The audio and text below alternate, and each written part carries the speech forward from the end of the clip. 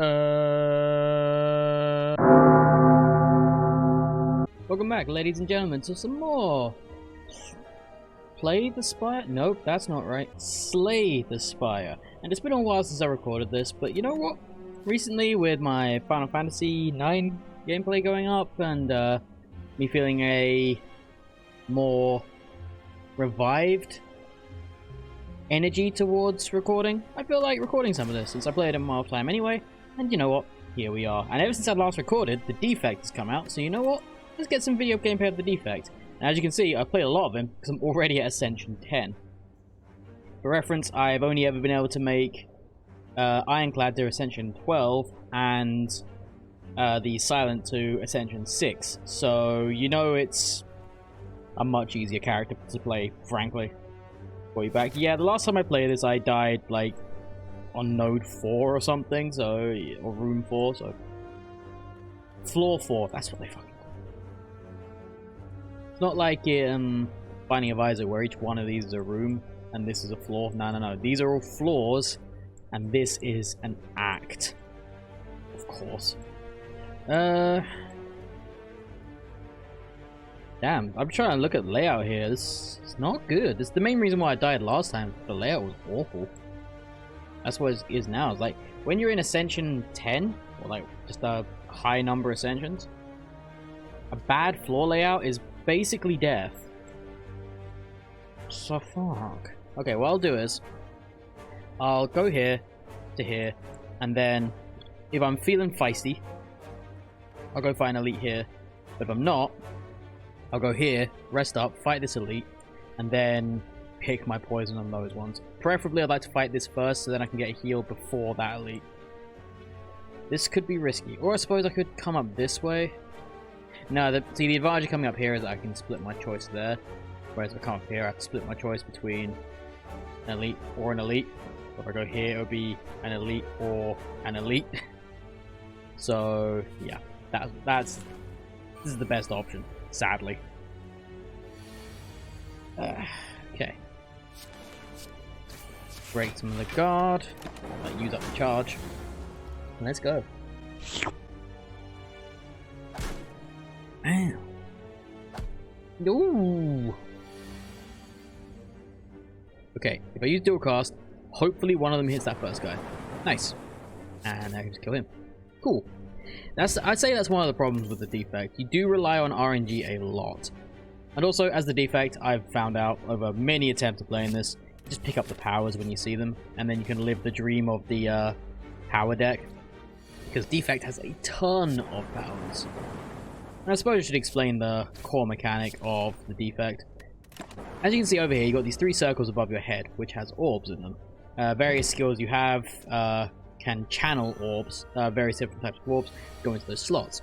When in those slots, they have a passive effect, and they also have an evoke effect. A passive effect is something that goes off every turn, typically, and an evoke effect is something that goes off when you evoke the orbs, when you use the orb.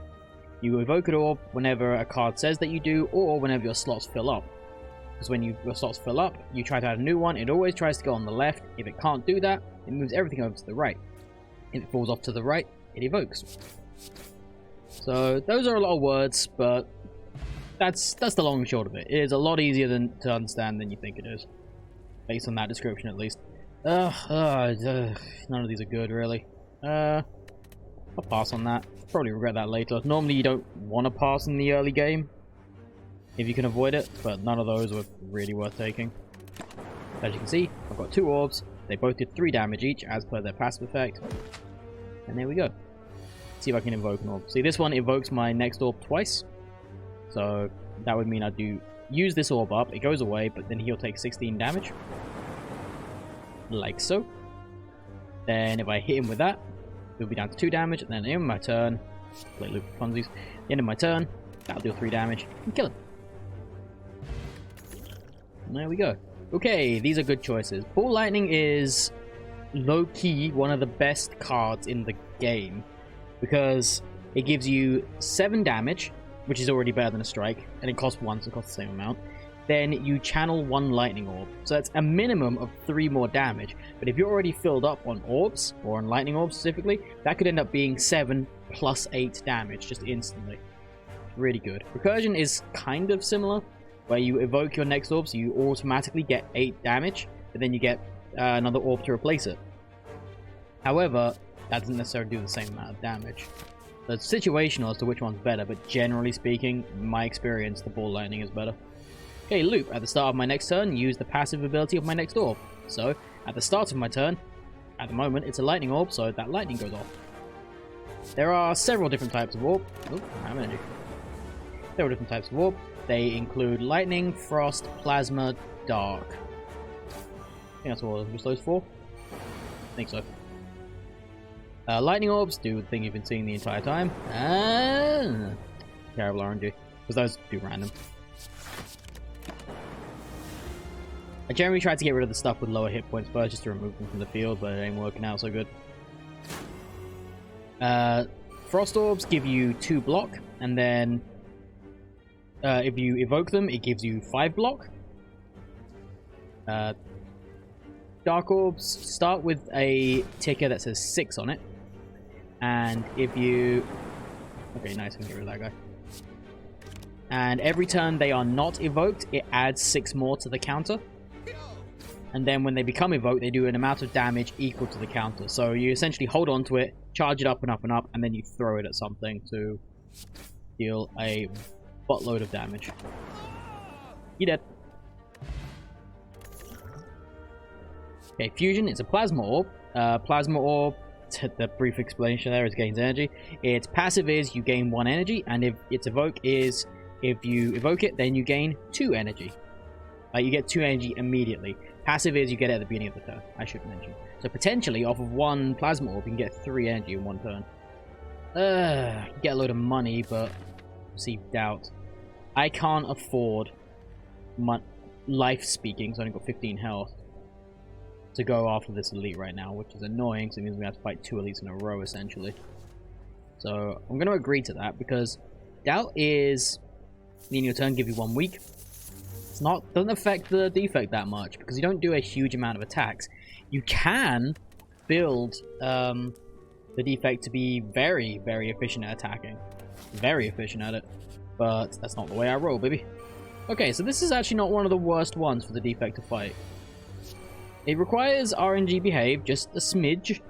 But if it does, you're fine. Let's do that, and you know what? Let's just start with the explosive potion. Because I get so many RNG shots out that I need to just get damage on everyone as often as possible, and then they'll eventually die just on their own. Normally I wouldn't start with the explosive potion, I use it to finish stuff off, because then you can choose whether or not to use it in a smart way. But yeah, this time I'm going to start with it just because of the thing I'm fighting. See, I gained an energy because of this. However, can't really do anything with it this turn because I drew that doubt. And the Ascender's Bane. The Ascender's Bane is a thing that gets added into your deck when you hit Ascension 10. It is very annoying, but it doesn't stick around for very long. The main downside to doubt right now, for me, is not the weaken, it's the fact that it takes up a space in my deck. So that is actually the best I can do. I also use a Strength Potion just to try and get some damage out. Damn. There is a very specific order you need to kill these guys in, which is the one thing the defect has trouble with. Which is you need to kill one, then the second one, then the third one, in that order. If you don't kill them in that order, then you end up taking way more damage than you would have if you try to chase whoever's attacking. It's generally not worth it to do that. You just need to fight whoever's there. Now, because Plasma is in the first slot, I end up getting 2 energy off of this turn. Look at that, did. Oh boy. Still got 4 energy left over at the end of the turn, which you do not, of course, get to keep. Fuck. So if I take one more hit, I'm dead. I need to kill you this turn, which I fortunately can do. I'm guaranteed a kill there. I could have only hit him once and then hoped that the lightning would hit him, but it's not worth the risk. Especially considering that this guy will only ever attack every other turn. And he dead. Okay, that's a straight up you heal at the end of combat.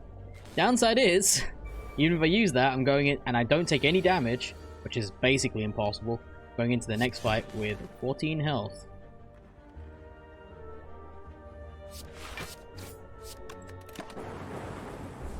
Gonna be taking 2 damage here.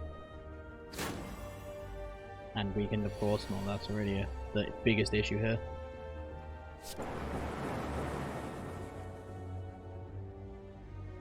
I need to end an attack. Can't afford to use the fusion. Still gonna do damage to me.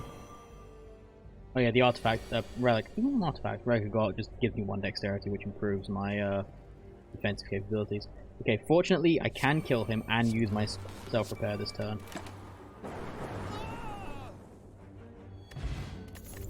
And I got a regen potion, which, you know what?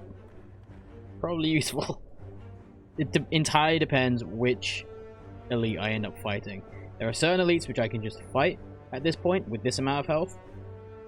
And then it requires RNG, and there are some which I just will not be able to kill.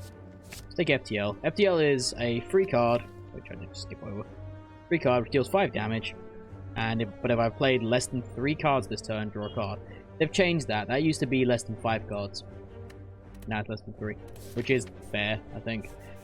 Pick my poison. Go to the right, because the right is right.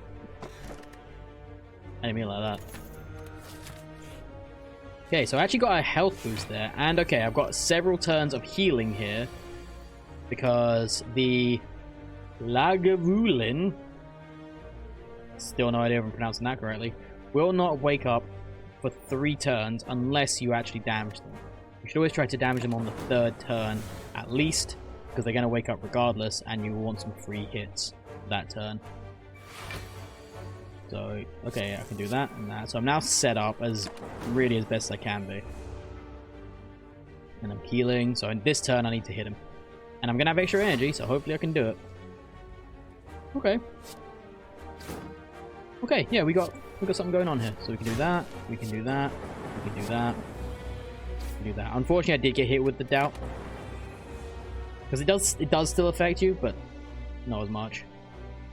So he's stunned for this turn because I woke him up. If I hadn't stunned him, then he would have just woken up and hit me. Okay, so I've still got the +5 because I've got 5 energy now, sorry, so +2 because it's now in the front slot and I've got loop on. Now here's the downside. These guys will hit for 20 twice and then will do a debuff on you which reduces your strength and your dexterity. Which means I need to defend pretty hard this first time in order to be able to survive an attack next time.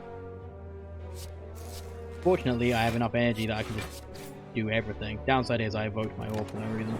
However, it allows the damage out. I'm also healing slightly from the regen. So I can survive 1 more hit even if I don't block now, which I'm going to still block. Just not as much. And because I'm evoking orbs, every time I do it, now I'm filled up, every time I play a new one, I evoke the one on the right. So he's going to debuff me this turn. So I have a free turn to attack him, essentially. Although again, I'm weakened, sadly. I have to get weakened again, motherfucker. So let's do that. Fortunately, weak does not apply to evoking orbs, which is pretty nice. And play those because I can. No real downside to it. So I've essentially got 1 turn to deal 20 damage to him, including my orb strikes. So unfortunately, I didn't get a double cast or anything. Oh no. So definitely gonna do that, because that's another 6 damage. I need to do 10 damage. Oh jeez. That's not good.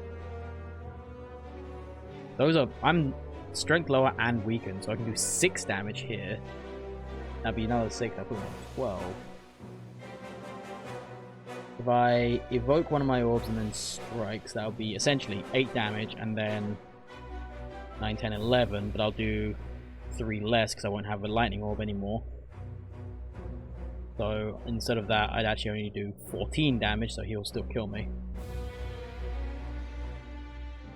I think I'm dead here. That sucks. I fought that really well. It just sucks. I think I'm dead. Time to meet my maker, I think. It's because it was actually the doubt that killed me in the end. And it was me saying that, like, you shouldn't worry about the doubt. Feel free to take doubt. Just have your payday. Damn. I'm really not seeing it. If I defend, I'll have 15 health, effectively, which you do 20 damage. That's not helpful. No way of gaining any more block than that.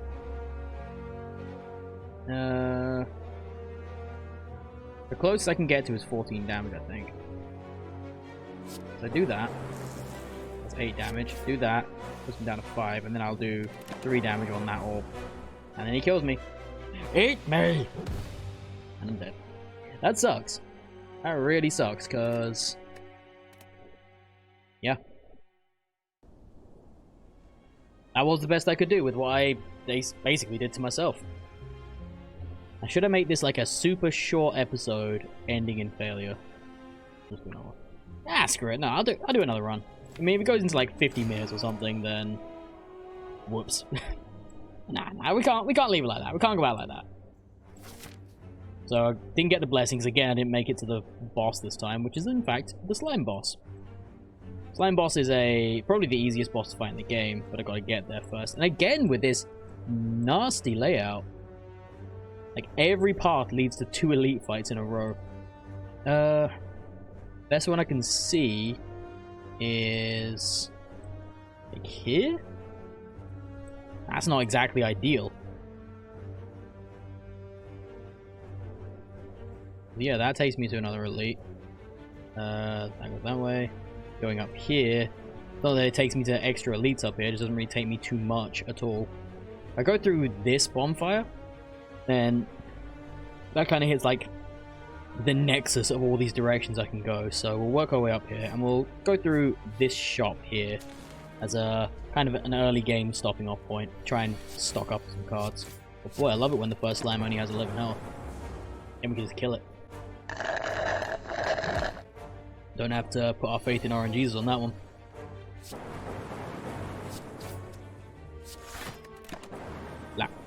Yaddy. Okay, recursion, fusion, recursion. Recursion is still good, but if you're given the choice between recursion and ball lightning, typically take the ball lightning. I'm actually going to be having one less fight here, guaranteed, because of the shop, and I'm about to hit the shop, so, you know what, I want the money. Give me the money. I'll take a loop. Sure, I'll take a loop. And... did I take any curses yet? Nope. Melter. Melter's really good because it removes block. Like, it just removes all of their block. Doesn't matter how much they have, it goes, and then they take 10 damage. So that part is really good. Okay, this is not the end of the world. I have a fire potion, so if I really wanted to, I could just destroy one of them right now.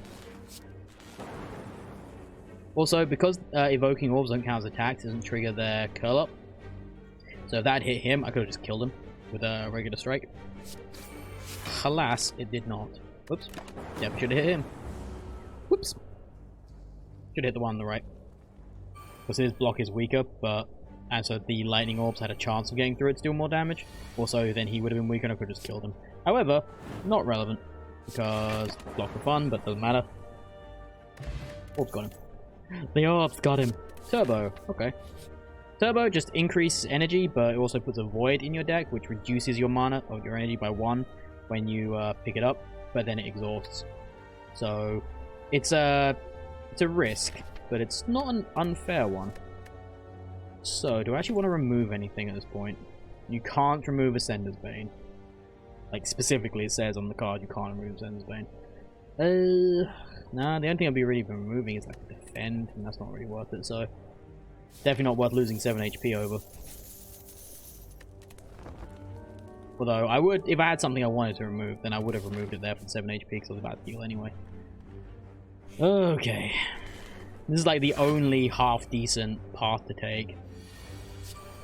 Same guy that killed me last time. Although, as I've proved, if you do this properly, you can just get through this fight. You just need to get a little lucky on your card draws. If you don't, then these guys can end up doing like 80 damage to you. Yeah, this could actually be... yeah, I think this is going to be the turn I go, because I can use Melter there to just get rid of his armor. I do have the fire potion here, so I can straight up just deal 20 damage if I want to.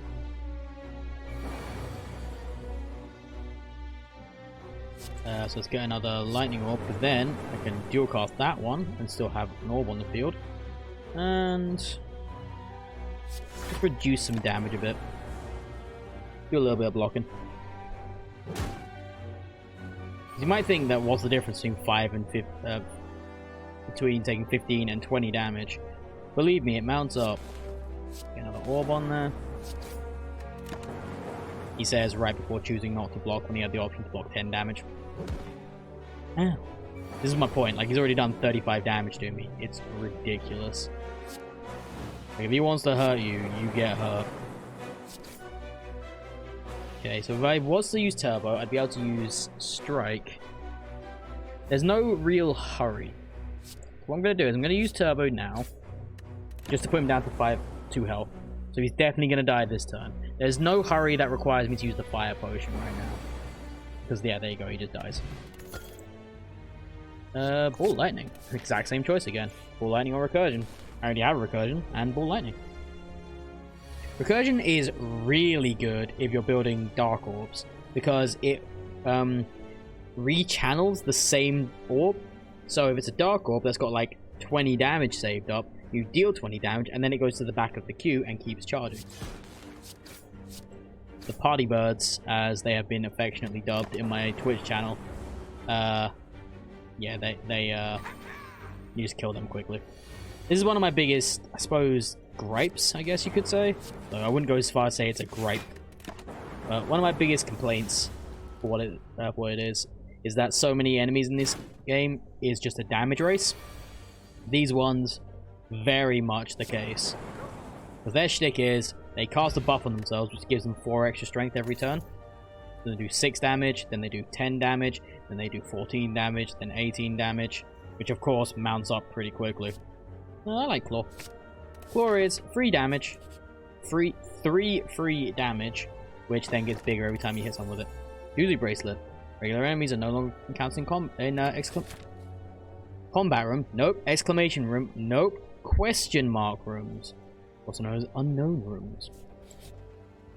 So let's go here, heal up because I kind of need to. Ascension 10, you pretty much never get to smith at sites, at aggress sites, because they're just always healing. Always. And the advantage of Claw is every time you use it, it increases its damage. That did say 3 before. So every time I use it after that, it's going to be 2 more, 2 more, 2 more. If I upgrade it, I believe it goes up by 3 every time, if I am not mistaken. Now this artifact allows me to get an extra 2 energy when I rest at a rest site, which I did do, I did get, but it didn't matter. I didn't use that much energy this turn. Next turn, and so 0 point using Turbo. The only thing it would do is put a Void in my deck, which means on 1 turn I'd actually get less energy. So it's just not worth it, especially because he's dead now. Defragment adds 1 focus. Focus literally increases the number on all orbs that have a number by 1. I'm pretty sure the only thing focus doesn't work on is plasma orbs. Pretty sure. I have 210 gold. I could totally use a shop right now. My option is use a shop or potentially go for an elite. Okay, what I'm going to do is, it's a bit of a risk, but based on whatever this is... Oh, the chest. Dreamcatcher. You know what? I think I can do an elite with 42 health. Let's watch this go awry, shall we? So, now instead of doing 3 and 8 damage, it does 4 and 9 damage. Speaking of... Ooh, okay, so it doesn't actually matter which of these you kill first. At all. As long as you kill an outside one, then the middle one, then another outside one, it's fine. So, I can just now focus attacks on this back one. I could have potentially just killed the middle one there, if things had hit that, and then thrown the fire potion at them, but it's still not really worth it. Because yeah, I'd avoid 9 damage this turn, but I'd be basically guaranteeing 18 damage next turn. So, generally, not worth it. Okay, so I can do 9 damage to it. If I get lucky with the lightning strike, then he just dies. Or I could do the strike. Yeah, okay, actually, yeah. Let's do this. That's a steroid potion. It buffs my strength by 5 for the turn. So just guarantee the kill on him. That way he's just dead now. I don't need to worry about him anymore. I don't need to worry about RNG. He's just dead, and I'm happy with that. And I still have my fire potion. Fire potion, which I can use on any number of things. So this is what I'm saying. Like, if you manage to kill these in the right order, then you can avoid a lot of damage. In fact, this is actually the perfect time to use the fire potion. So do that. He's below 20 health. Now he's just dead. I avoid 9 more damage. This is going very, very well. I did take some damage. I think I started on 42. But this is about as well as it could have gone. So I'm pretty happy with it. I'm going to be doing 8 plus 6. I'm doing 14 damage, so he won't die. So I'm going to reduce my damage and just kill him next turn. So we're in no rush.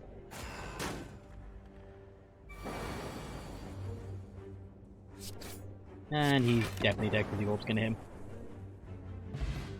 Ooh, Regal Pillow. Yes! Regal Pillow just flat out one of the best relics in the game. Just, you heal for a flat 15 every time you rest. Because normally resting is based on a percentage of your health. Regal Pillow ignores that and just gives you a flat 15 on top of what you would heal as a percentage. It's really good. Beam Cell is alright if you have a lot of attacks. If not, it's just kind of a waste of a card. I'm actually going to skip that. Just don't have a lot of attacks. Maybe I will later, but not now. Defragment. Always try to do defragment first, because that way when you do shenanigans with orbs, they just come out stronger.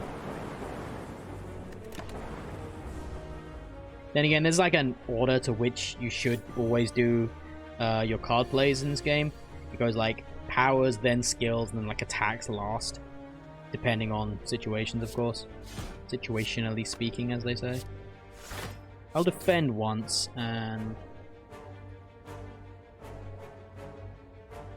he's only got 17 health. You know what? I'm actually going to defend twice. I think I have a good chance of doing 13 damage next turn. Because I've already got the 4 damage there, so I actually only need to do 9 damage. And...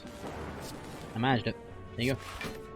So I managed to avoid all damage there. I avoided some unnecessary damage. Go me. Rebound. I do like Rebound.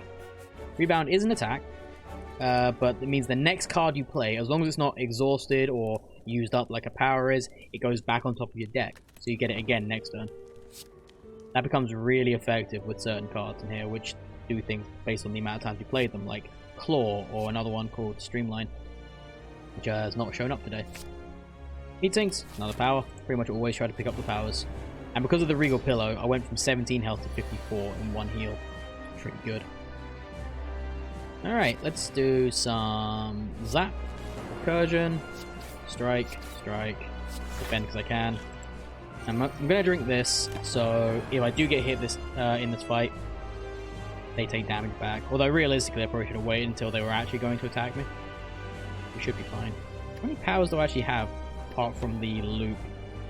1, 2, 3. Yeah, I've got more. And this is the first one that showed up, so nice. Heat Sinks is every time you play a power card, you draw 1 card. That's pretty nice for the defect.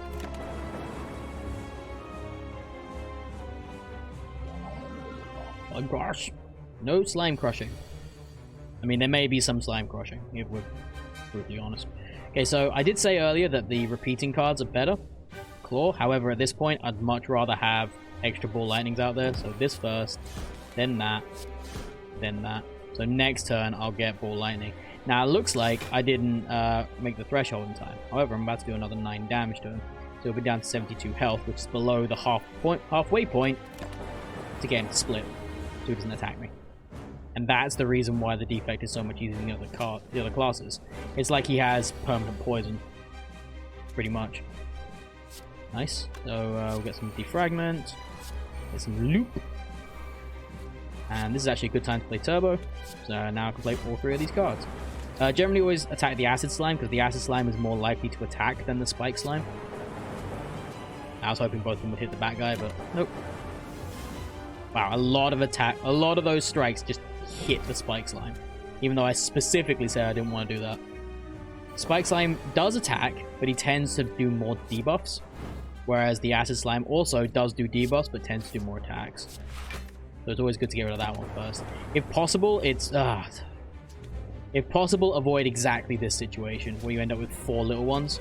Because now if all 4 of them want to attack with about 30-something health, there's very little I can do about it. And the loop didn't do me any favors. This is pretty bad. So again, attack them on the back first. Actually, we'll do it with Claw that time because it's not a better option. Yeah, that's the best I could do, and defend. That sucks. I'm about to take like 30 damage. Nothing I can do about it. Now, it doesn't mean I can't win this, because I can. I just really need RNG to behave this turn. Okay, so that's not so bad. I can definitely eliminate 8 damage, but I will still need to block, which I can't do, so I'm dead. I'm actually dead. Oh, he died at least. But yeah, I've got no block and I'm about to take 8 damage. And that's how that goes. Slime boss is the easiest, but RNG fucked me. That's what it is. At least I got to the boss this time. Come on, eat me. Eat me! Yeah, all good. Ah, well, you know what? That right there, that is sufficient, I think. And that just goes to show that when you play Slay the Spire at any level, it can be brutal to you because of the RNG. Played at this level, those brutal RNG pulls are crippling. And that's just what happens. I probably could have played it better. Probably could have picked cards better. But ultimately, I died because Slay the Spire killed me. In my opinion, that's the way it went. So, I think that's a good place to end that for an episode. So I'll just leave you by saying, thank you guys very much for watching. You stay classy, internet. I'll catch you next time. Because I'm hoping to keep this momentum going and record more videos for you. So, if that does happen, I'll see you in the next video. Take care, everyone.